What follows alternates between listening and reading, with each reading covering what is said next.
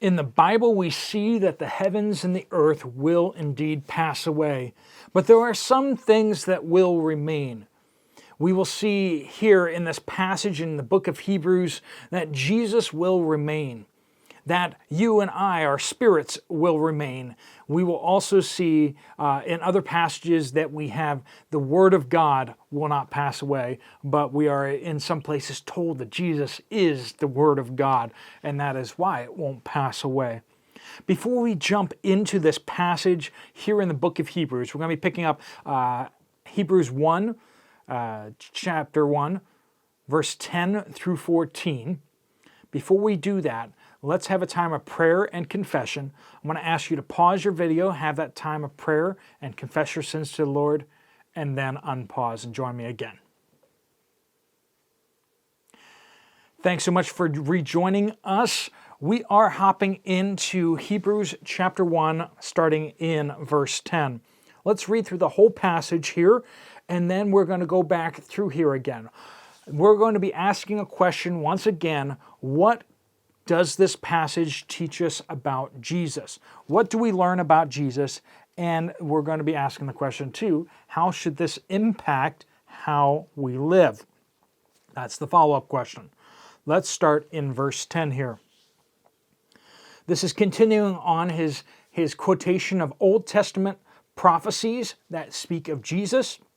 He's stringing them together so that we can then see basically what the Old Testament says about Jesus, that the author of Hebrews isn't just making this up, but is rather tying things together that have already been said.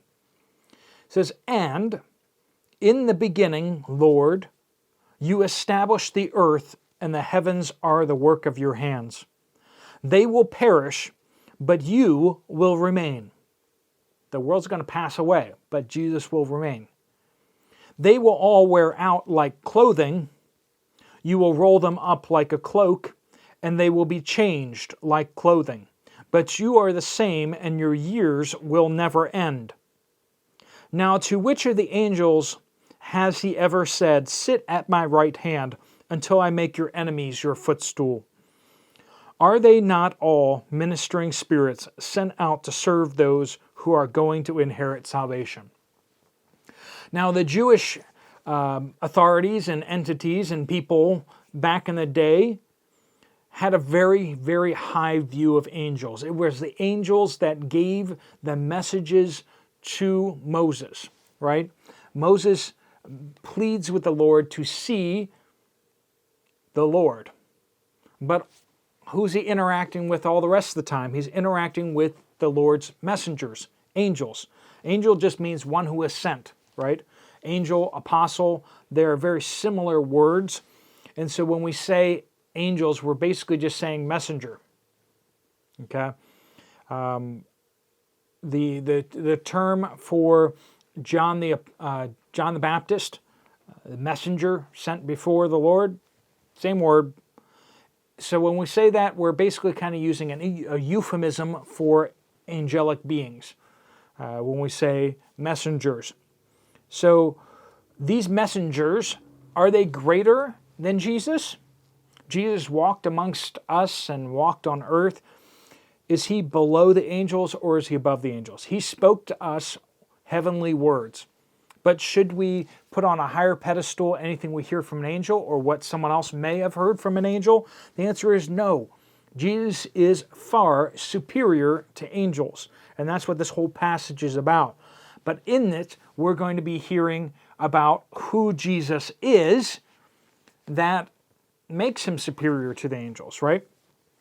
Verse 10, "In the beginning, Lord." Okay, so we see, not in Genesis 1, but in other places in the Bible, we see the creation of angels, right? We see that they were created beings. But in the beginning, the Lord. And this is speaking of Jesus, the Messiah to come, okay?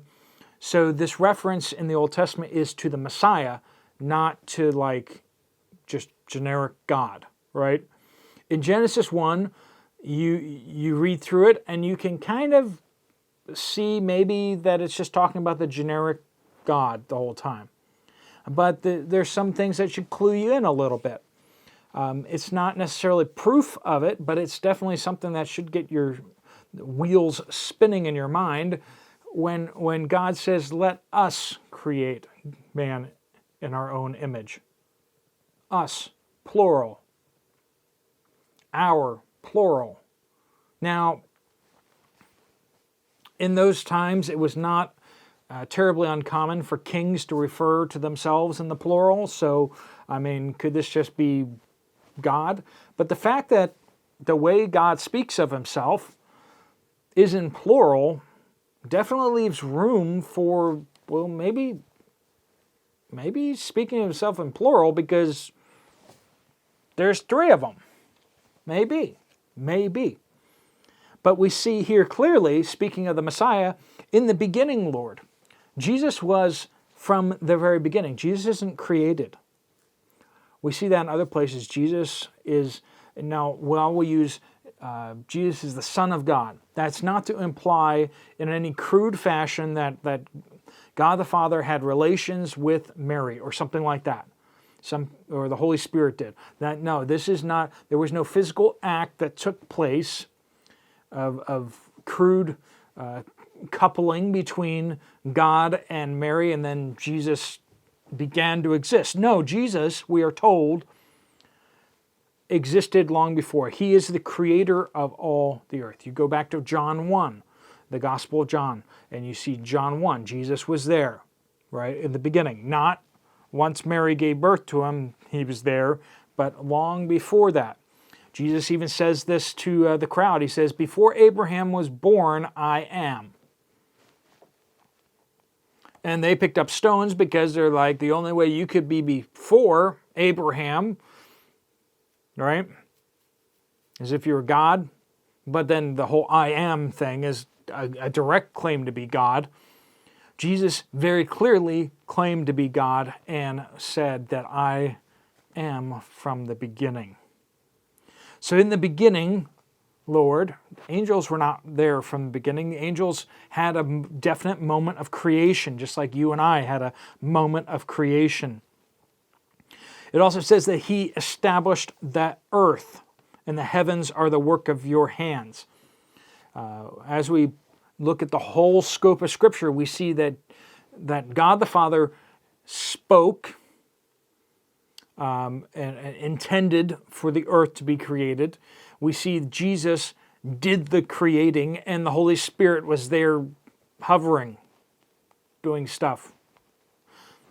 How exactly that all looked, we don't know, but Jesus was instrumental and was part of the creating process. He established the earth, and he created the heavens. So, if you can create billions of galaxies, then you can talk about being, that your opinion matters compared to Jesus's. And none of us can do that. None of us can, we try to make a little pot on a potter's wheel and we mess that up, right?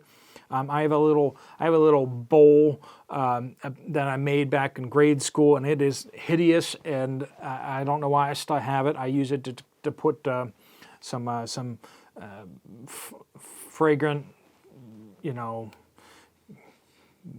chemical smell stuff, right? Some stuff I have at the dollar store I'm still trying to work my way through, or whatever. It's this little pottery thing. It's hideous. I made it. I don't know how to create galaxies. I don't even know how to make basic things around the house. So we see that Christ is supreme above all beings, in part because of his creation. But even these things that he has created are not beyond him, because it says that they will perish, but Jesus will remain. My little pottery thing, will it remain until I perish? I don't know. Probably not. Probably it won't. It's kind of a useless thing. It's probably just going to become a burden sooner or later, and I'm just going to throw it away. Jesus is going to throw away the earth. He's going to throw away the heavens. They're going to wear out, and he's just going to start new, just create a new earth, new heavens. That's what we're told. We're told elsewhere, Jesus will create a new heavens and a new earth. So all the people out there who are worried about saving this planet, friends, Jesus is going to burn it up. Like literally, he's going to burn it to the ground and create a new earth. Now, that's not to say that we shouldn't be faithful in making sure that our properties are free of litter and that we don't go around littering elsewhere. We should be good stewards of what we have. But realize this is going to go away. That this only has a limited shelf span. The earth will perish, but Jesus will remain. It says that he's going to change him, but Jesus doesn't change. Who Jesus was when he was creating the earth is the same Jesus that walked the face of the earth and is the same Jesus that will judge the earth. Some people like to put out like, oh, the Old Testament God's really mean. And Jesus, he's so nice. But when Jesus comes back again, he's going to be really mean. Friend, it's the same Jesus. Everyone who has seen God has seen Jesus. He is the image of the unseen God. No one has seen the Father, it says. You say, whoa, whoa, whoa. Moses saw the back of God. No, Moses did not see the back of God the Father. He must have seen Jesus because no one has seen God the Father. They have only seen Jesus. He's the image. Every time you see someone saw God, it must have been Jesus because no one has seen the Father. But Jesus says, if you have seen me, you have seen the Father. Right? Put that in your little mind circle to consider. No one has seen the Father, but if you have seen Jesus, you have seen the Father. Jesus doesn't change, is the short of it. Who he is will always be. Now, to which of the angels has he ever said, sit at my right hand until I make your enemies your footstool? The plan is for those who remain enemies of God to be punished eternally. We are not just doing oopsies. We're not just doing things that are hurtful to other people. We're not doing things that God doesn't like. We are rebelling against the King of Kings and the Lord of Lords. If you rebel against the United States government or you rebel against your country's government, what happens to you? What is the price of treason in your country? There's a very definite thing where you step over from being a criminal to being a traitor. Okay? We are all traitors against the kingdom of God. And that makes our crimes way more serious. It's not just that we did this criminal act. We have done treason against God. We've become enemies of God. And that is the seriousness of our sin, is who we have done it against. It is a terrifying thing, the thought of people who remain enemies of Jesus and what their fate will be. We are told everlasting torment in hell. That was our fate. If you are now a Christian, that was our fate before too, because we were enemies. We were once enemies of God too. But if you are now a child of God, if you have been redeemed because you have confessed your sin, you have placed your faith in Jesus Christ to save you, and he has come into your heart, or rather the Holy Spirit has come into your heart to indwell you, then you are no longer an enemy and you are saved. Speaks here of angels. Are they not all ministering spirits sent out to serve those who are going to inherit salvation? So what's the purpose? What's the role of angels? It's to minister to you and me. What does that look like? I don't know. We see guardian angels are a thing.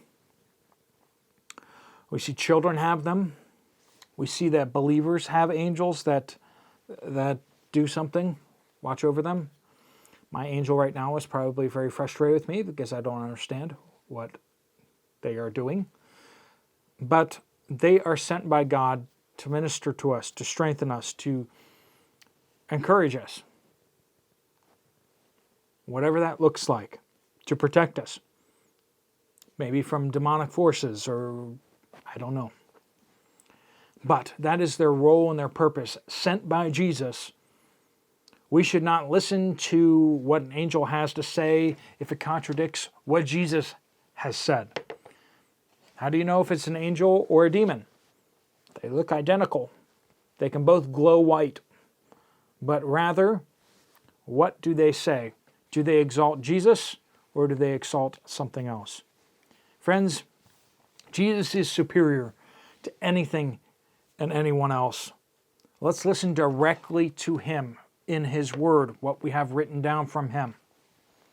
This is where we should get our ultimate source of authority, is everything that Jesus has decreed to us. And who else should we worship other than Jesus?